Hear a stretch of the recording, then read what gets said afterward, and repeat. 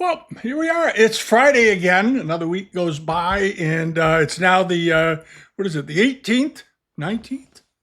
18th of July. It's hard to believe. The weather here has been great the last few days, a little hot, but nice summer days. And the auction markets are quiet.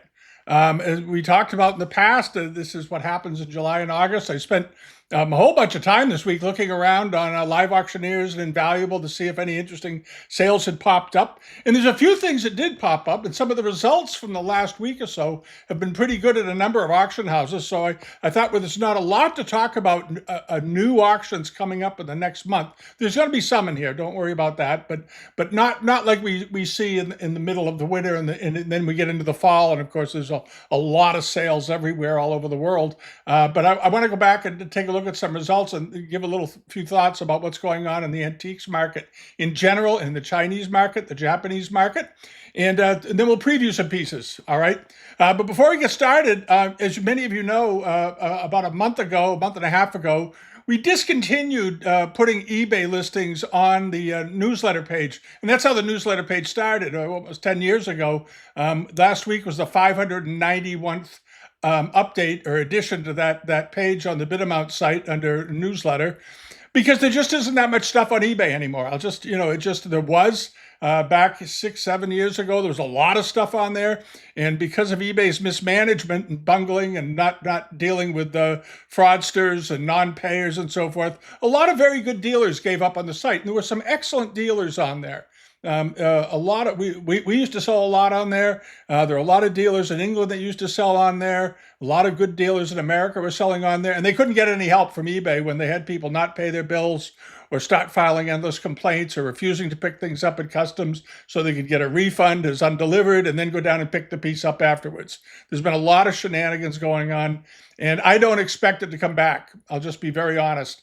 I think eBay is just turning into a mill. It's been heading that way for a long time. They've cut staff, they've fired programmers, all kinds of things are going on there. And I think with AI, it's only going to get worse. So the heck with that. I hate to say it, because it was a wonderful place for dealers, the independent dealers that handled good inventories, to put things on there. And now it's just down to some buy it now items. And a lot of the buy it now items, frankly, were priced years ago. They've been on there too long, I think, and their prices are out of line, because the prices of the market for the middle Chinese market, the things that are under $20,000, that's the typical range. We hear a lot about the $500,000 and $1 million pieces. Those are few and far between. The bulk of the Chinese market are things that sell for under 20,000, and the vast majority of things sell for under 10. And those kinds of things have gotten rather soft because a lot of collections were built back in 2008 through 2013, and they've sort of filled their collections. And now some people are upgrading here and there, but it's not as strong a push as it was. All right. It doesn't mean the market's collapsed or anything like that. It just means that it's not the heady days of that 6-7 year period where you could buy something in the summer and re-offer it in April of the following year and make a 50% profit. Those days are done. But there's still good things in the market for the real collectors. For the speculator, you're going to have a hard time.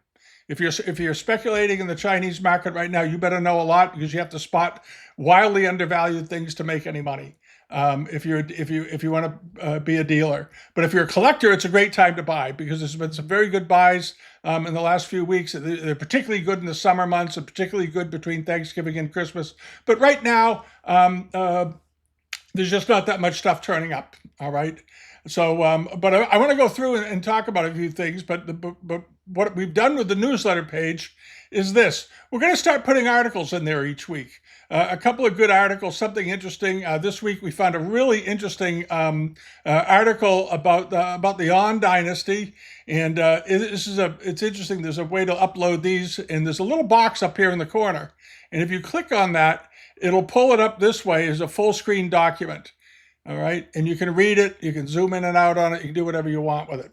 And it's a good article. It's fairly long. It's actually 50 page. It's a 50-page document, and I couldn't load a 50-page document onto this page because it would run down the page for about 9 feet. So we did it that way. And the other story that's on here, this is sort of a fun one. If you like monochromes, This is an article that was published in part of the New York Art Society years ago, and it was a look at the monochrome sale of Hugo Bauer. That took place in New York at the Anderson Galleries, which was long before Sotheby's and Christie's were there. There were only a couple of big auction houses in New York. Anderson was one of them. And this sale took place in 1921. And they put in some very interesting photos. And many of these pieces that were sold at Anderson came from the Yamanaka Company, because the Yamanaka Company, as you know, was disbanded during World War II because it was under the 1918 Alien Act, which basically said you can't run a business in the United States if we're at war with you, which kind of makes sense. And the Japanese at the time in the 1940s after Pearl Harbor were at war with the U.S. So the company's inventories were liquidated across America, and that's why you don't hear about Yamanaka anymore. It was a wonderful company. They sold spectacularly good things, and they're in museums, and they did a lot of scholarly stuff and so forth. But they also conducted auctions to get interest in the Asian art market. They brought things over from Asia, China in particular.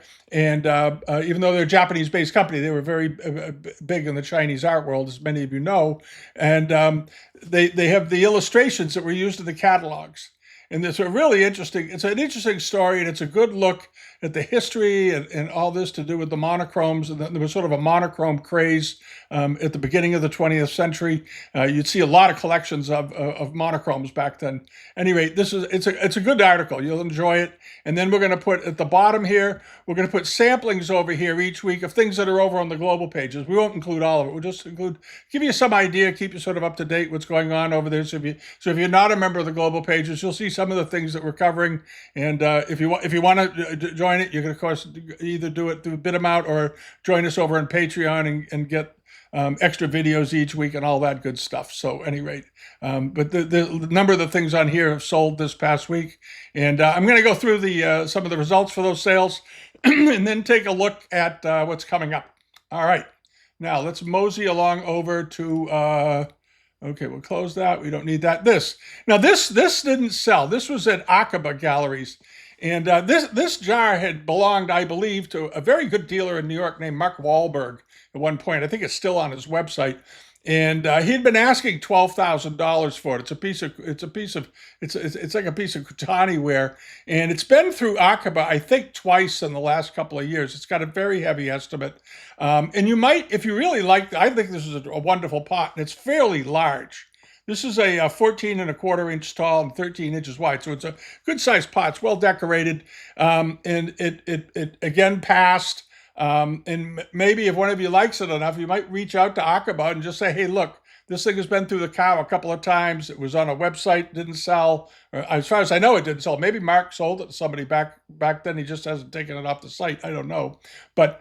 And make an offer on it or buy it. I think it's worthwhile. It's a very rare type, and Mr. Wahlberg is not related to the actor, by the way. He has a very good eye. He's a very experienced dealer. His eBay handle is sunbury.link or sunsomething.link.net. And he's over the years sold a lot of good things. He's very good with Japanese material. And I think maybe he just got over his skis a little bit on the value of this, but it's still a wonderful thing. And maybe reach out to Akaba and see if they want to sell it. All right, because it's worth buying. I think the estimates were just out of line. That's all. All right, and then we're going to take a look. This was the Brunk sale that took place. They had a good sale. There were two sales that did pretty well this week. Brunks and Case. They were the only two, and the Stair Gallery had a good sale. Those three. And I think what we're seeing a consolidation down into a fairly small but very good second tier, what I would call second tier auction houses compared to the Christie's and Sotheby's. And they seem to be less and less in antiques as they go along anyway. So I'm not sure we'll figure it out eventually what's going on there. If Sotheby's can earn some money, maybe they'll survive. Who knows? And Christie's has their own problems. That's a whole other thing. But at any rate, these sales did pretty well. So I'm going to go through and talk a little bit about the price results. And these are things that we had talked about a few weeks ago. Some of you, if you saw the video when we previewed some of these sales, it's always fun to go back and see how the things did that we talked about. And many of you might remember this. This was that really nice Edwardian, it's a revolving mahogany bookcase. It's not Chinese. We're going to talk a little bit about a few other things. We'll get to the Chinese and the Japanese stuff in a second. But these are very handy. They're very beautifully made, spectacular quality. I thought the estimate was kind of on the low side. If you could buy it for that, great. It ended up going for over it. It went for $850 plus premium, so around $1,000, $1,100 something for it.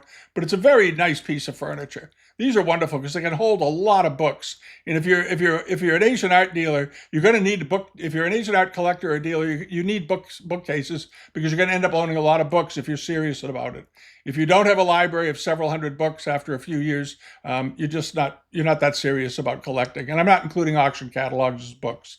Auction catalogs are just eye candy. But there's some good reference material in them. But in general, they're not as good as full-blown volumes, as they say.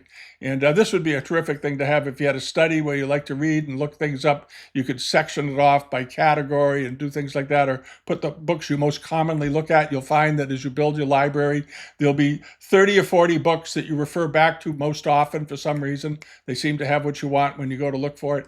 And this is the kind of bookcase you need. This is a great thing. Buy antique bookcases. Don't buy the IKEA crap. This is a beautifully done example. All right, and I don't think $1,000 is unreasonable. And then some of you remember this. Somebody emailed me about this. They thought it was hysterical. This carving of monkeys grooming each other, beautifully done. I couldn't tell where it was from. I thought it might be either Austrian or German, judging by the sort of chip carving on it and the patina and the way the animals are modeled. But I think this is a wonderful object. This is just a great bookcase object. It was 9 inches long, 8¼ inches high, and the estimate was very low. It was estimated just $600 to $900. It took off. Everybody loved this thing. And in the end, with the buyer's premium, it ended up selling for about $3,500. But it's a wonderful carving, and it's a 19th century one, judging by the patina, maybe early 19th century, but beautiful quality. And then over to this. This was fun to see. A pair. These are fairly small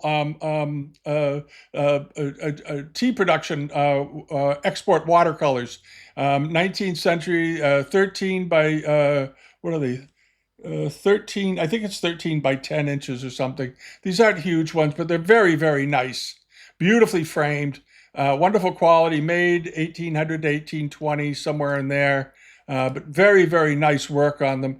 And I thought the estimate was a little bit, the upper end of it maybe would get there. In the past, now we've seen other sets of these. It was just about 2 years ago. I remember there was a set of these tea production paintings that came up.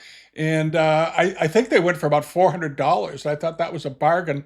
Now they seem to be, I think people are starting to get some interest in these export paintings because the quality is so good. The quality was absolutely superb, and they had a great look to them. And they were from a very interesting time in global history, obviously. And these went for $950 for the pair plus premium, so around $1,150 all done plus the shipping. But beautiful examples. These were very, very nice pictures. Good and clean. I don't see any damage to them. I don't see any foxing on the paper. The colors are still clear and crisp, and they're fascinating how they do these. They're so fine when you look at them. They almost look like they had to have been prints. That's how good they are. I own a couple of these. I love them. And then along over to this, the koi fish. Many of you remember the koi fish. I talked about it. I know it's not a particularly old painting. It's mid 20th century. It's fairly large. It was 33 by 40 inches, roughly, including the frame. But I just thought it was a wonderful example, very three-dimensional. If you love Japanese art or you just like koi fish, you have a koi pond at your house, this would be a great thing to buy. And everybody seemed to like it quite a bit. It went for double the high estimate plus premium. So around 2,800, over 3,000 actually with the buyer's premium. But it was a very nice painting, and it was done by a Japanese painter named Harawaki. So anyway, this is the work. About 3,000 against an $800 to $1,200 estimate, and this was at Bronx down in Asheville. And then they sold this. Now, this was a surprise because, as you know, brown furniture, especially English furniture, furniture, American furniture, English furniture in the 18th century has been a little soft for the last 20 years. And they gave this, and Brooks handles a lot of furniture. They know what they're doing. And they gave this a $600 to $900 estimate. And I think they probably thought that was realistic. I don't think they were lowballing it to get people interested. I think they probably thought that's what it would bring. And it was made 18th century, possibly in London, they think. So they must have done a little homework on the style and how the legs are done. And it ended up going well over that, but it was a nice shape. The top is still good and flat. There's no warpage. The drawers are nice. There's no damage around the lips of the drawers. The brasses, those drop pulls are the right type. And ended up going for 55 plus premium, or around $7,000. So it ended up going for what's almost 6-7 times the high estimate.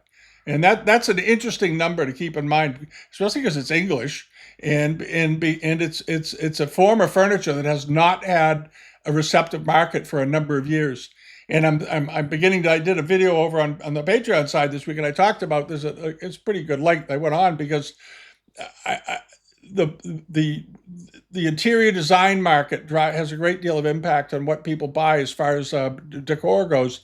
And around 20 years ago, I'll just be honest, a lot of the really good interior decorators, the ones that were around for many, many years, that really knew antiques. I knew a number of them. They were incredibly knowledgeable on antiques. They did high-end houses. One of them was the decorator that did Ronald Reagan's house when he retired. That caliber of designer decorator, they work for the Annenberg family. Those caliber of decorators are nearly gone today, and I am hoping some of them are coming back. And what happened was, when so many of these very knowledgeable decorators that left the business, retired, they got older, in came an influx of new wannabe decorators who studied color and studied straight lines, and we ended up for 10 or 15 years with a deluge of unattractive interiors. Just look at Architectural Digest and you know what I'm talking about, with straight lines, gray walls, cream colored things, black, neutral, opaque, depressing colors, because that was supposed to be chic and so forth. And colors were sort of out of it. You didn't see a lot of color, except if you went to houses maybe in the Hamptons or Nantucket or in New England. But most of the rest of the country went to grays, beiges, neutrals, and they would not recommend high quality antique furniture to many of their clients because they themselves didn't know anything about it, because they didn't. I've talked to decorators. They don't know, the vast majority of them know almost nothing about antiques or art. They know color and shapes. And that's why, IKEA exploded after 2000 in America, because it had the look and it was incredibly inexpensive, and it's junk, but people bought it because they wanted to look good rather than make a wise purchase. But this kind of stuff seems to be coming back, and we're going to see some other examples that did very well. And if you are an interior decorator, you better learn the antique market, because I think you're going to have customers that want people that are getting mature, they're getting older, their kids are grown, they've got surplus money, and they've been to Europe, they travel around, and they want to have what they're seeing in other places that look very, very nice. And they get home to their McMansion and realize they're living out of, they've got junk furniture and L-shaped sofas and stuff like that and all that nonsense. And maybe they'll start getting some interest in some very elegant and beautiful things that have some real merit. All right, that's my little rant done. All right, anyway, I like that a lot. And then this was a great buy. We talked about this a couple of weeks ago. For the life of me, I think part of it is because of the time of the year. This was at the Crescent City Auction Gallery. Was this very nice a barrel-shaped mug with the flower on the front. This only went for $275 plus premium. This was one of the buys of the week. This is a very rare decoration on a China trade mug from the 1780s or so. A very rare pattern, just plain rare, painted in the round with no cartouches, no ground patterns or anything like this, in this wonderful basket that you typically see on 18th century plates and vases. This went for $275. The estimate I thought was reasonable, $400 to $800. And if it had brought $1,400 or $1,000, I wouldn't have been at all, $400 to $600. If it brought $1,000, I wouldn't have been all surprised. I would say, yeah, it's a hell of a nice thing. Somebody got a great buy, but it only had 14 bidders watching it. All right. And again, that is partly because so many people are away. So many people are away right now. All right. And then this sold today. I want to point this out because I had a number of inquiries about it. They wanted to know if I thought it was Sung. No, it was not Sung. And it looks it. This is a heck of a good. This was at Millet Brothers. They didn't claim it was sung. They said possibly, but that they can't tell either. Okay, because they're pretty good on Chinese stuff. But this is not a sung dish. If this was a sung dish, it would have brought way into six figures, maybe seven figures. This is just a really really slick reproduction that was made sometime, I suspect, in the last 20 years. Regardless of what a provenance the consignor gave them. And Millet, to their credit, didn't claim it was. I'm going to bet the consignor wanted them to. But this is not an old one, but it had some good looks to it. And check down here, Hope Springs Eternal. Look at that, 51 people watching this thing. I'm watching it because I want to see how it did. But okay, 50 bidders outside of me. I had no plans on buying it. But this is the kind of thing that gets people in trouble. So whoever just paid $1,100 for that plus premium, just threw away $1,100 plus premium because it's worth about $50. All right, frankly. So there we go. It's not a 19th century one. It's not a Republican one. It's not PRO. Well, it's 2010 probably, something like that. And don't try to buy Holy Grails online from sales for things that are brought in by consigners. Pieces like this, when authentic, are well known in the collection they're in because all of these came over. All the originals really came over prior to about 1935. As we got nearer to World War II, there's less and less and less, but a lot of it was brought into Europe, into England, France, Italy, Spain, the United States, between the 1890s and the 1920s. That's when the bulk of these came in. They were known to be rare then. There was an appreciation for them back then, and they were all sold by major galleries, Spinks and so forth, and they're all put into collections, the British Museum, these places. And the chances of, I said, it's like the Yuan jar we discussed a few weeks ago, the chances of finding one of these turning up in an auction, and Millet Brothers get some good things, but no, it's not probable. Just the probability, even if you can't identify it, it's just not. It's just not. So I hope one of you didn't bid on that thing. All right, but this is the thing I wanted to talk about. You may remember this is at the case sale. This was that excellent Virginia hunt bird. There was another hunt bird that was sold in the South a few months ago, and it went for a little less than this. This is a really, really good one. This is a fine one. It's a federal period one with some it had little bits of inlay in it and so forth. And I thought it was just an elegant looking thing, and it did very well. It was estimated at $300 to $3,400. It's sort of a narrow estimate, and it went for $6,000 plus premium, or almost $8,000, which is a very, very good price. But it's not crazy. It's not crazy. And they got it dated. They figured it out because they're in that part of the country, likely from Richmond or Worcester, the Virginia area, federal period. All right, walnut and cherry with tiger maple. Just a very, very beautiful piece of furniture. All right, which is a very positive thing to see. And then they had this bowl, the one that we talked about a few weeks ago, the punch bowl. It was estimated, had very low estimate, $400 to $450. Had this very unusual turquoise ground interior with butterflies. I didn't know if it had any restoration or not, but it looked good to me. And the estimate was, I thought, rather low where they had it, just $400 to $450, and it did fine in the end. It brought. We thought it would. I think we said in the video. I think we said it would bring probably upwards of $1,000 all done, and it went for $700 plus 30%, or about $910, which was right there. That's the price. It's a good bowl. It's pretty. It's unusual. Had nice color, and I like the big butterflies on it. I thought it was pretty great. Like that. All right, and then another piece of American furniture, as I mentioned it. This was up at Merrill's in Williston, Vermont. This was an awfully nice looking Queen Anne desk on frame. This was a city form that was popular in the 1740s, 1750s, and it would have been made, if it was made in a city workshop, it would have been made from possibly walnut or something like that. Here they had pine and maybe some butternut if you're in northern Vermont, northern Maine, in southern Canada they had it.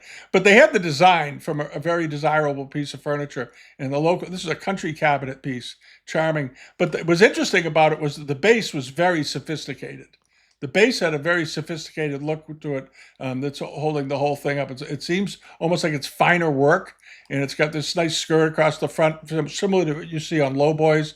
and then it had this upper section of drawers, and then of course a flip down lid top. It did very well. It was estimated at 1 to 2, sold for $2,500 plus premium, or around $3,300. And then over to this. This is coming up at Nye and Company. Nye gets some good sales. They've got a bunch of Amari in the sale. Most of it seems to be Meiji period, but nice quality. So if you're an Amari collector, you want to buy it, take a look and maybe buy a few pieces. This is a compote that they have. It's 13 inches tall, so it's a little over a foot tall. This is a pretty rare form. I'm only pointing it out because this is an unusual form.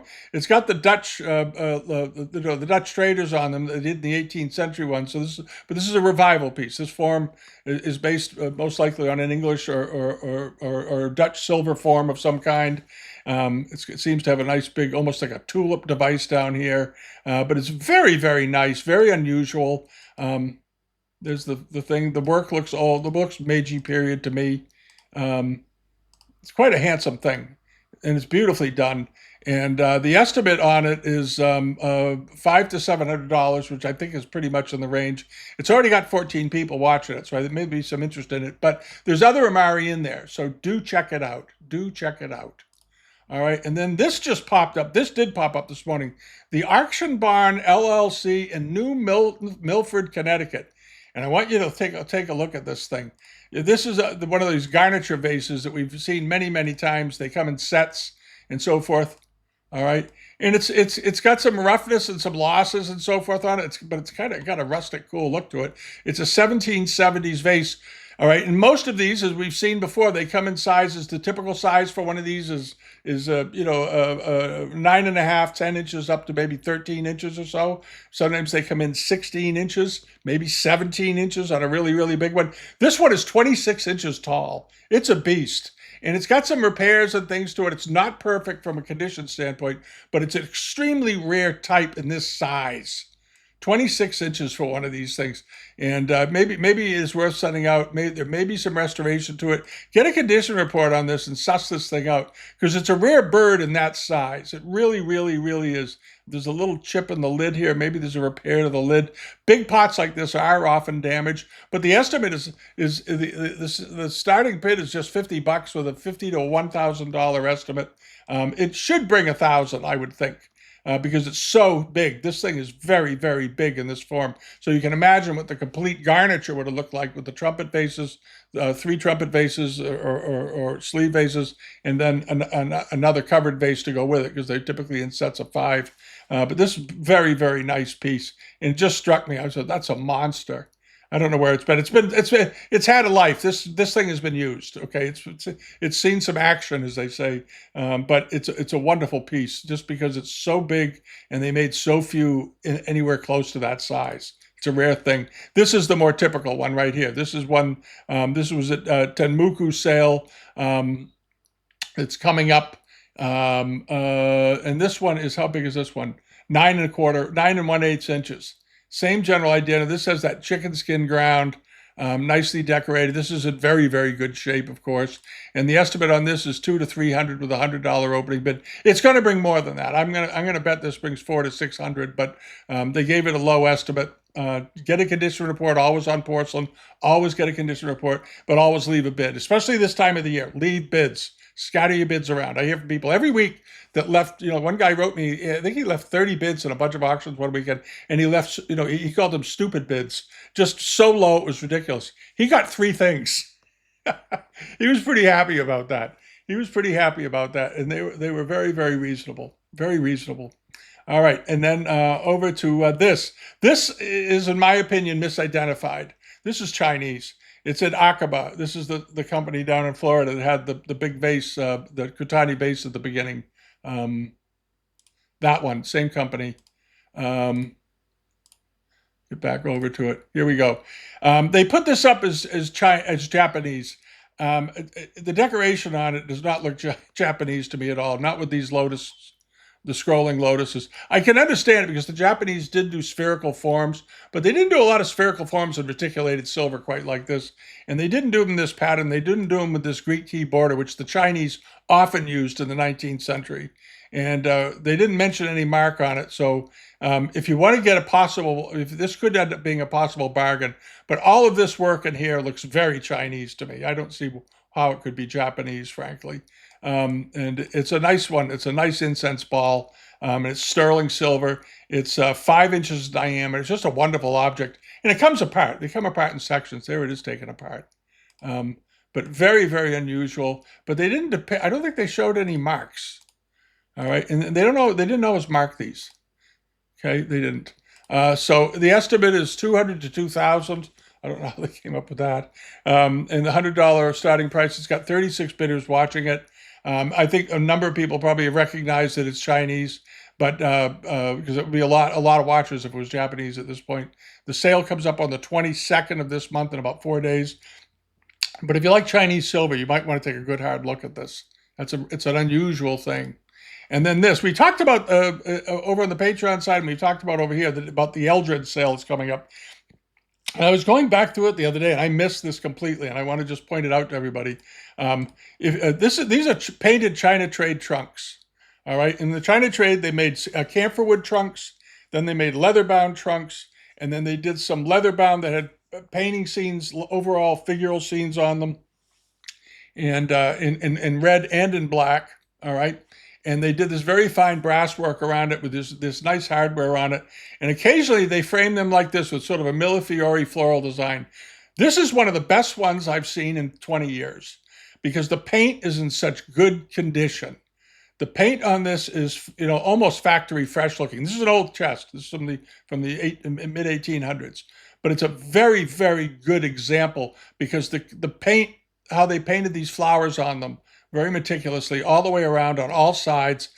I don't see any area where it has anywhere. There's the camphor wood on the inside. And by the way, camphor wood is great for storing things. If just in case you don't know, it's where you keep wools and things. You will not have a moth problem with a camphor wood chest, even if it's 100 years old. Camphor wood holds up for a very, very long time, and it's great for preserving things. Otherwise, you need to use mothballs, which could be a little toxic if you don't have it in a very airtight container. You don't want to be breathing mothball fumes all the time. They make closets out of cedar, of course. But this is a heck of a good box. This is one of the best, one of the very, very, very best. And I think they mentioned the dealer. Who did it come from? Oh, Marguerite Riordan. Okay, Margaret Riordan was one of. She was was in Stonington, right? Stonington, Connecticut. Yeah, she sold it in 2000, so 25 years ago. She was one of the best dealers in the country. She was one of the top American furniture dealers, folk art dealers, high-end Americana furniture dealers, everything. She sold great stuff. She was very active on the show circuit, and she was a real condition nut. She wanted things in beautiful shape. And this is, when I saw her name on it, I said, yeah, that makes total sense. This is the kind of stuff she loved. And she probably even paid a lot to get this because of the condition. All right.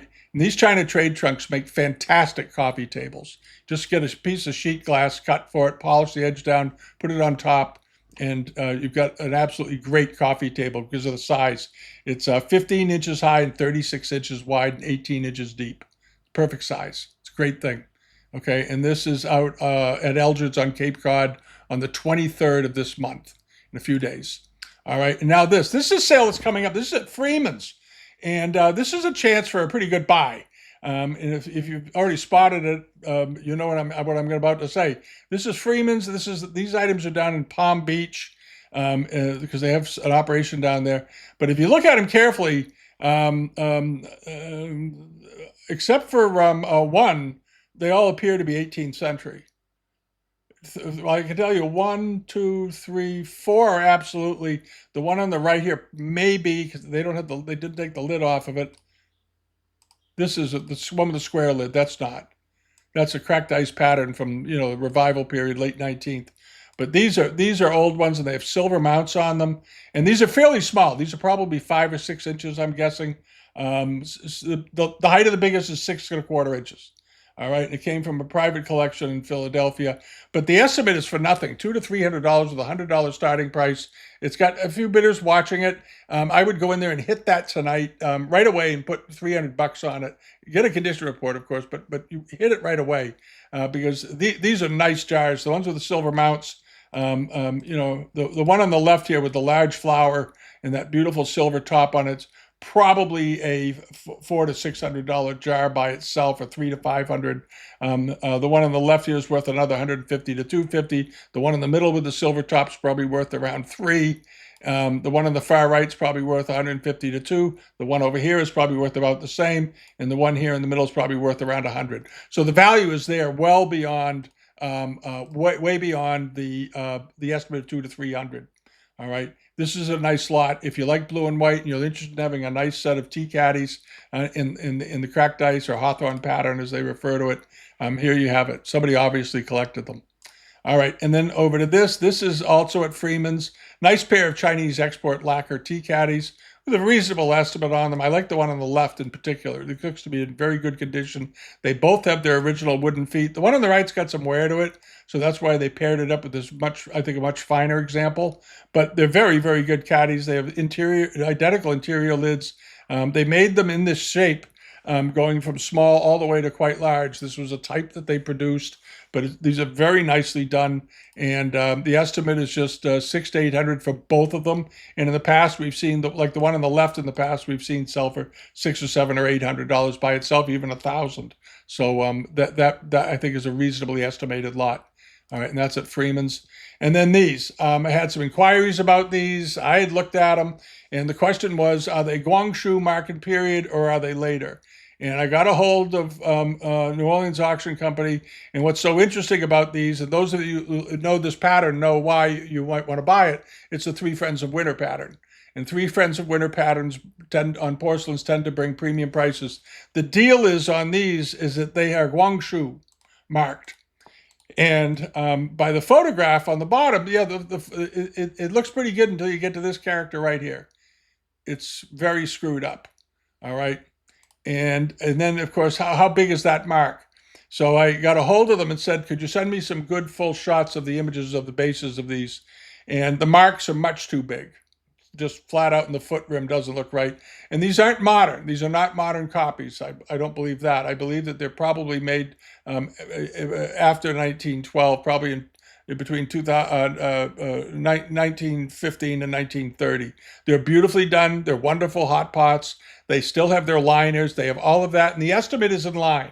The estimate is not crazy, because if these were Guangzhou market period hot food pots in that size, 7 inches in diameter, with their liners, the estimate would be a lot higher than $1,200 to $1,800. It would probably be somewhere in the $3,000 to $5,000 range.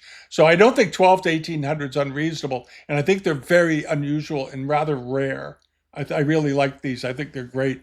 So if you want something you don't have to send an inquiry to the identification service or to the preview service. That's what I believe they are. They sent me a complete set of photos on it because I wanted to see, because I was trying to think of where I'd ever seen this pattern and this type on Guangzhou market period, and I couldn't think of one. And then when I saw the foot rims, I came to the conclusion they're 95% sure that these are Republic. And but very attractive, and they did some good stuff in the Republic period. They're missing their wire handles on the side, but that's not a big deal. They may have never even gotten them at some point. All right, and then over to this. This is coming up at Coral Gables Auction down in Florida on the 26th of July. And this is a wonderful watercolor, Japanese watercolor of a boy with it looks like probably his grandfather getting ready to have dinner. They've got the little table set up, these interior scenes. These pictures were typically done, it was signed by Yamamoto. He's a pretty well-known painter. I have in New Hampshire, we have a Japanese gate painting in this style that came from a contemporary of his that I've had up there for 30 years. I love the thing. And it's a gate with, but it's the same type of palette and colors. But it's a Japanese square gate with a woodland scene and people walking around.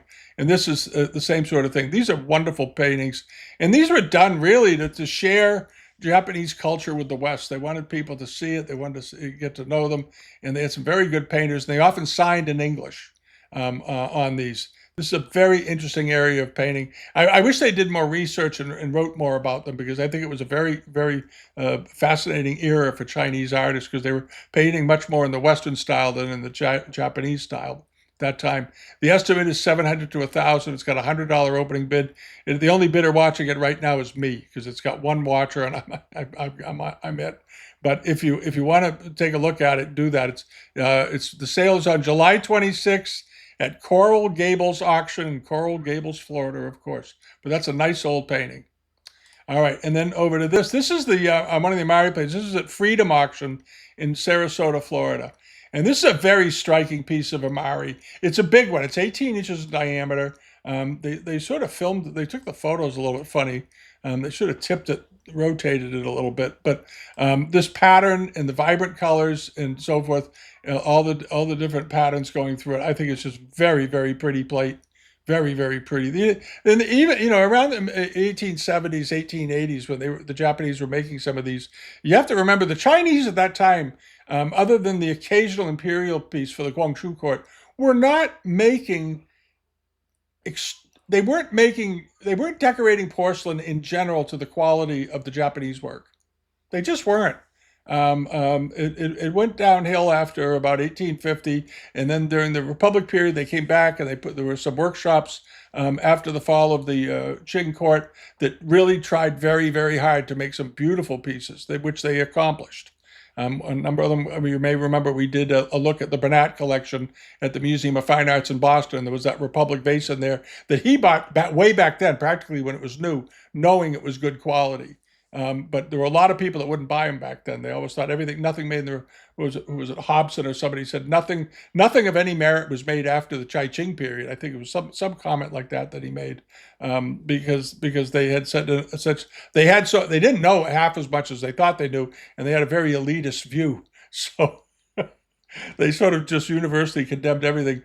But the Japanese Meiji and Amari workshops, at their best, were on a par with anything done in China. Easily. And this is 1880s work. This is beautiful work. All right. And then over to this is Austrian Rug Company over in Austria. They've got a sale coming up, and there's a whole bunch of nice Tibetan and Ningxia rugs coming up, throne seats, all kinds of things. They've got some good things coming up. These are just some of them, saddles and so forth, some nice scatter rugs. I think there's some on the first page of the sale. There you go. There's that seat again. This nice Tibetan checkerboard rug. This I thought has a very low estimate on it. It measures 4 by 2 feet, circa 1900, and they call this the checkerboard pattern for obvious reasons. And it's so contemporary looking. I think it's terrific. It's got these very, very pleasing soft colors, and especially in the pinks and the tans. And this is a nice thing. You can hang this like a tapestry. It's absolutely great. People hang rugs all the time in Europe. They don't hang them very often in the United States. I don't know why. But a great rug with great colors looks wonderful hanging on a wall if it's the right size. And this one is 4 by 2 foot 10, 4 foot 11 by 2 foot 10. So it's got some size to it. And there are other rugs in here worth looking at as well. There's some nice carpets. You got a very unusual Seicho Kuba bag face over here with pretty vibrant colors. And this is a late 19th, maybe it's early 20th century, but it's got good colors to it. There's some very nice rugs. Austrian Rug handles some good carpets. They've been around a long time. You'll see some good Turkoman pieces in here. There's some good Caucasian rugs in here and so forth. You've got this is a rather dazzling, this is a Sarkisla rug from Turkey. A lot of Turkish influence, a lot of Kurdish influence on this pattern. The Turks also use this pattern, but the color palette looks very Kurdish to me in some ways, but the colors are so pleasing. And this is a pretty good sized rug. That's a beautiful rug. It's probably made around 1860 or 1880. Very, very, very warm, natural colors, and it looks like it's in good shape. It's had a little edge work on it. It is 6 foot 11 by 5 foot 9, so it's pretty good sized carpet. And it's estimated at 4,000 to 6,000 euros with a 2,000 euro opening price. But it's a rare bird, and it's in very, very nice condition. Did they date it even? Because I just shot from the hip. Yeah, they did. Mid-19th century. Okay, there we go. So that's sort of the wrap up on what's coming up this week. But pay attention to other things that come along, and it's always nice to look for a piece of furniture that would maybe look nice under that, your favorite vase or a table screen that you have that you want a nice table on. So do that kind of thing and have some fun with it. But I'm very much hoping, I'm almost optimistic that the broader antique market will develop some love from the buying public, because it's a shame, and especially it's particularly interesting if you get into the history of the pieces, which is crucial to understanding it, to truly understanding it, and the origin stories, where the woods came from, what were the social pressures, what were the influence of city life versus country life, and how it influenced taste and culture, because it all links together. And then of course trade with other lands, mahogany from Cuba, mahogany from Santo Domingo, the walnut growers in England, raising hell about mahogany imports due to trade. It's all the same. The same kind of things went on then that go on today, in one way or another. But it's a very good area of interest to learn about, and it makes your life better, frankly. So check it out, but keep your eye on the furniture. All righty. And there was one sale coming up, and I was wondering if it was done yet. Hold on, maybe it's finished. I mentioned it on it hasn't sold yet. This is coming. Oh no, it did sell. They haven't got the price yet. This was something I mentioned on the Patreon video this week. It's a extremely beautiful arts and crafts sideboard. It's English arts and crafts, because they had arts and crafts in England too. But this was an extremely fine one with these beautiful tiles built into neoclassical tiles. It was incredibly clean, beautiful detail work all around. The finials were intact. It's got all this great hardware on it. Just a beautiful piece of furniture, and it was only estimated at $800 to $1,200. I thought it was estimated at $600 to $800, $800 to $1,200, which is still cheap. And it's 60. It's a little under 6 feet tall, 68 inches tall, so about 5'8" tall. But it's a beautiful piece of furniture, and I was stunned at how low the estimate was. And I hope whoever got it really loves it, and they got it for a bargain. If they're willing to sell it for that price, buy it. But this is an absolutely great piece of furniture. I'm going to check back and see when they register the prices on this, the selling price. Because I'd kind of be surprised if it sold for that price. But that was one of my favorite pieces of furniture for the week. I absolutely loved that thing. They made these kinds of things in America, in New York, and they made them in England as well. So anyway, it was very interesting stuff. This was Stickney and that whole school of work. But this is frankly much more refined than anything the Stickney workshop ever turned out. And look what it was estimated at, peanuts. All right. Have a great week. Thanks for subscribing. Join us over on Patreon if you want to come over and see what we're doing over there. We put up some stuff this week, and you got a bunch of things that we're going to get loaded this week. And I'll be I'll be working from New Hampshire for part of next week. We're going up for a friend of ours' mother's birthday party up in the White Mountains, so that'll be fun.